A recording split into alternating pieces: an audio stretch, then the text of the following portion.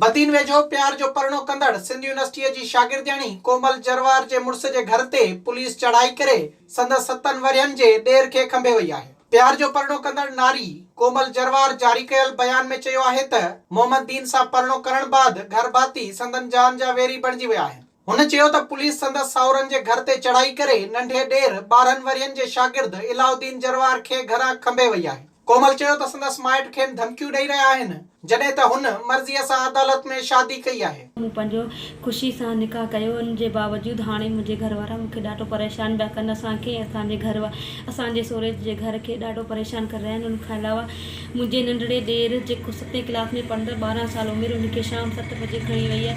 अञा ताईं को पतो कोन्हे। उन खां पोइ धमकियूं ॾेई रहिया आहिनि। हाणे असां कुझु बि करे सघूं था। उन खां पोइ उन में मिलियल टंडे मोहम्मद खान हद वारी टंडे गुलाम नई हद जी पुलिस बि गॾु आई। नारी कोमल जे ॾेर जे खंभजण बाद इलाइक़े में ख़ौफ़ छायल आहे।